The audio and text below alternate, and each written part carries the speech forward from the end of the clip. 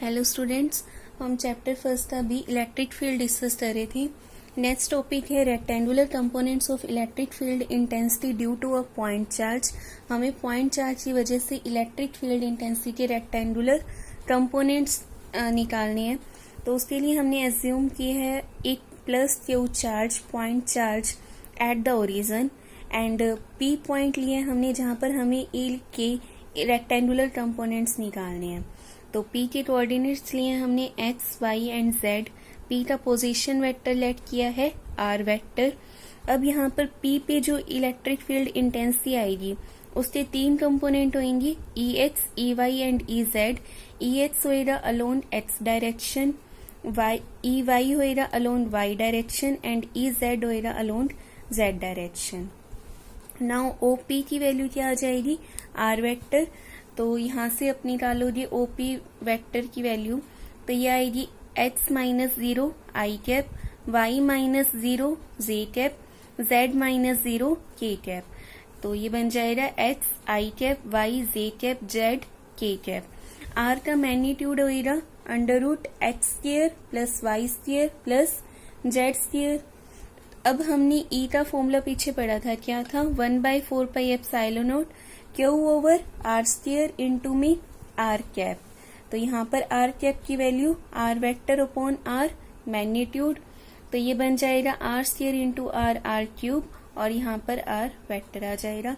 फिर हमने values put करनी है आर वेक्टर की एंड आर की, तो ये बन जाएगा आपके पास Q इंटू में आर वेक्टर की जगह x i y j z k and 4 pi epsilon naught भी एज इट इज, आर की जगह under root x square plus y square plus z square r cube यहाँ पर था, तो ये बन जाएगा x square plus y square plus z square की power 3/2। Now if Ex, Ey and Ez are the components of E along 3 coordinate axis, then क्या होना चाहिए E vector is equal to Ex i cap plus Ey j cap plus Ez k cap.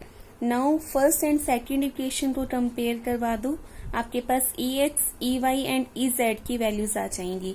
अब यहाँ पर i cap था, यहाँ पर भी i कैप है, कोफिशिएंट कंपेयर करवाओ।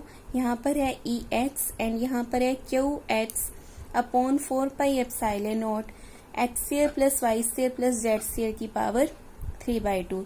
सिमिलरली Ey आ जाएगा आपके पास एंड Ez भी, राइट।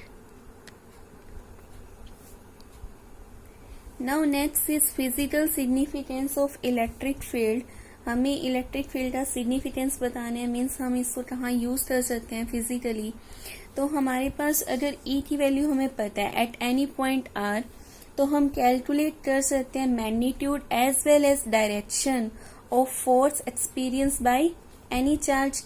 E की वैल्यू थी अपने पास F बाय में Q, तो यहाँ से F की वैल्यू आ जाएगी E इंटू Q। अगर मान लो आपको Q चार्ज की वैल्यू गिवन है एंड E आपको पता है कितना फील्ड प्रेजेंट है वहां पर, तो आप सिंपली क्या कर सकते हो मल्टीप्लाई करके फोर्स कैलकुलेट करवा सकते हो। फिर है हमारे पास इलेक्ट्रिक फील्ड लाइंस। E की वैल्यू है हमारे पास फोर्स बाय में Q not, unit positive charge होता है Q नॉट। ये हमने पीछे भी पढ़ा था क्या कि डायरेक्शन ऑफ E, फोर्स की डायरेक्शन पॉजिटिव में बाहर की तरफ आएगी। तो यहाँ से जो आपके पास पॉजिटिव चार्ज की वजह से E की डायरेक्शन आएगी वो फोर्स की डायरेक्शन में आएगी, means outward from positive charge. And अगर हमारे पास नेगेटिव होता तो फोर्स की डायरेक्शन नेगेटिव की तरफ आती, हेंस E की भी डायरेक्शन क्या आ जाएगी टुवर्ड्स नेगेटिव चार्ज। दस जो इलेक्ट्रिक फील्ड की डायरेक्शन होती है वो होती है पॉजिटिव टू नेगेटिव। अब इलेक्ट्रिक फील्ड लाइन क्या है, इलेक्ट्रिक फील्ड लाइन पाथ है, स्ट्रेट भी हो सकता है कर्व भी हो सकता है। होता क्या है कि इसके ऊपर अगर आप टेंजेंट ड्रॉ कर रहे हो तो आपको इलेक्ट्रिक फील्ड इंटेंसिटी की डायरेक्शन मिल जाएगी उस पॉइंट पर। जैसे हमने यहाँ पर एक AB लाइन ली है, तो ये एक इलेक्ट्रिक फील्ड लाइन है। यहाँ पर अगर आपको P पे इलेक्ट्रिक फील्ड की डायरेक्शन चाहिए तो आप यहाँ टेंजेंट ड्रॉ करवा दोगे। इफ अगर आपको Q पे चाहिए तो Q पे टेंजेंट ड्रॉ करवा दो।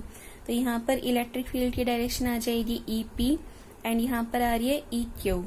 तो electric field line is defined as a path straight or curved in an electric field such that tangent to it at any point gives the direction of electric field intensity at that point. ठीक है, फिर हम इसको एक और वे में भी define कर सकते हैं क्या कि इलेक्ट्रिक फील्ड की डायरेक्शन थी पॉजिटिव टू नेगेटिव, तो यूनिट पॉजिटिव चार्ज भी मूव करते हैं from positive to negative.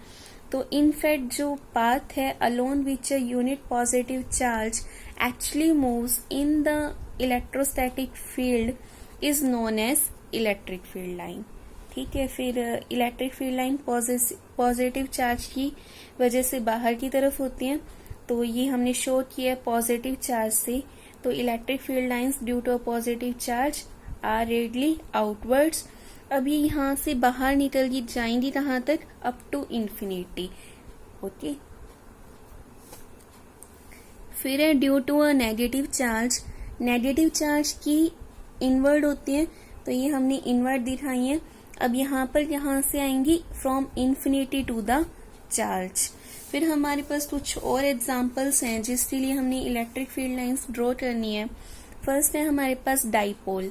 Dipole हम बोलते हैं positive and negative charge equal होनी चाहिए और उनके बीच में कुछ डिस्टेंस होना चाहिए. मतलब अपोजिट चार्जेस जब कुछ डिस्टेंस से सेपरेट होते हैं तो उनको हम बोलते हैं डाइपोल, और चार्जेस इक्वल होनी चाहिए. तो यहाँ पर एक पॉजिटिव है एक नेगेटिव है. पॉजिटिव से इलेक्ट्रिक फील्ड लाइन स्टार्ट हो रही है, ये वाली तो अप टू इन्फिनिटी जा रही है. नेगेटिव पे ये इन्फिनिटी से फिर ये यहाँ पर इन्फिनिटी पे नेगेटिव पे आ रही है. तो ये इस टाइप की कर्व्स बन जाएंगी, पॉजिटिव से नेगेटिव, पॉजिटिव से नेगेटिव. फिर है हमारे पास टू इक्वल पॉजिटिव चार्जेस हो, तो अगर इक्वल हो तो हमारे पास वही क्या होंगी, इनके बीच में रिपल्शन होगी. रिपल्शन की वजह से यहाँ पर आएगा लेटरल प्रेशर. तो यहाँ पर आप इलेक्ट्रिक फील्ड लाइंस जब ड्रॉ करोगे तो ये रेडली आउटवर्ड एंड जाएंगी अप टू इन्फिनिटी. इसके लिए भी, बट यहाँ से यहाँ पर कोई नहीं मिलेगी एंड इधर से इस डायरेक्शन में भी कोई नहीं मिलेगी. तो बीच में हमारे पास एक पॉइंट ऐसा आ जाएगा जहां पर नेट इलेक्ट्रिक फील्ड 0 हो जाएगा. इसको हम बोलते हैं neutral point. Neutral point means where E is 0. फिर ये तो दो इक्वल एंड पॉजिटिव चार्जेस थे. अगर हमारे पास दो चार्जेस हो बट उनका मैग्नीट्यूड डिफरेंट हो, जैसे दो चार्जेस हैं Q2 and Q1, Q2 small है तो हमारे पास न्यूट्रल पॉइंट हमें मिलेगा बट क्लोजर मिलेगा टू द स्मॉलर चार्ज.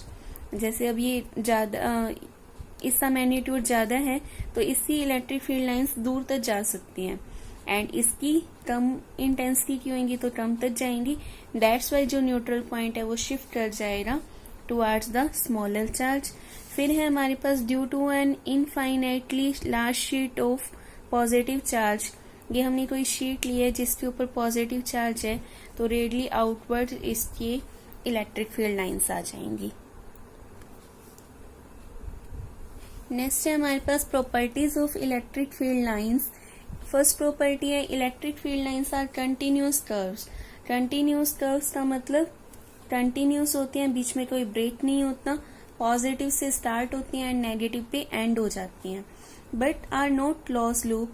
जैसे मैग्नेटिक फील्ड लाइन थी वो नॉर्थ से साउथ होती थी and inside south to north, but ऐसा नहीं होता. इलेक्ट्रिक फील्ड लाइन सिर्फ पॉजिटिव से स्टार्ट होती, नेगेटिव पे होती हैं, खत्म. ये क्लोज नहीं होती बट कंटिन्यूस होती हैं. सेकेंड है tangent to electric field line gives the direction of electric field intensity at that point. ये हमने अभी पीछे पढ़ा है. जैसे ए बी थी हमारे पास लाइन, तो टेंजेंट हम ड्रॉ कर रहे थे और हमें इलेक्ट्रिक फील्ड इंटेंसिटी की डायरेक्शन मिल रही थी, तो ये सेकेंड प्रॉपर्टी वही है. थर्ड है no two electric field lines can intersect each other. कभी भी ये इंटरसेक्ट नहीं करती बिकॉज अगर वो इंटरसेक्ट कर जाएंगी तो हमें सेम पॉइंट पे दो डायरेक्शन मिल जाएंगी इलेक्ट्रिक फील्ड इंटेंसिटी की, जो कि पॉसिबल नहीं है. फिर है हमारे पास electric field lines are always normal to the surface of the conductor.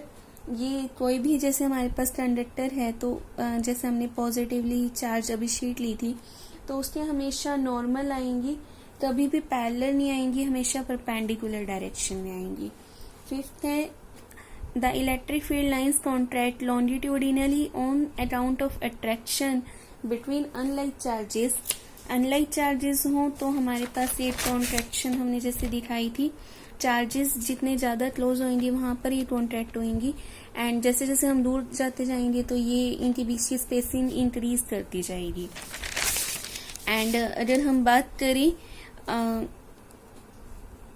Light charges की तो इलेक्ट्रिक फील्ड लाइंस एक्सर्ट करती हैं लेटरल प्रेशर या रिपल्शन की वजह से, मींस वहां पर जो न्यूट्रल पॉइंट आ रहा था वो, तो ये electric field lines exert a lateral pressure on account of repulsion between light charges. फिर है हमारे पास डेंसिटी का कंसेप्ट। जो मैग्नीट्यूड ऑफ फील्ड है इलेक्ट्रिक फील्ड वो रिप्रेजेंट किया जा सकता है by the density of field lines. अब चार्ज के पास क्या होंगी, डेंसिटी ऑफ फील्ड लाइंस ज्यादा होएगी, एंड जो चार्ज से अगर हम दूर जाएंगे तो डेंसिटी कम हो जाएगी। Hence E will be strong near the charge and weaker away from the charge. ठीक है, फिर ये हम यही वाली लाइन हम इस बात से भी प्रूव कर सकते हैं, E is inversely proportional to r square, means r अगर हमारे पास कम है तो ई स्ट्रॉन्ग है, ज्यादा आएगी वैल्यू, एंड आर अगर हमारे पास ज्यादा है तो ई की वैल्यू कम आएगी, मीन्स वीक है।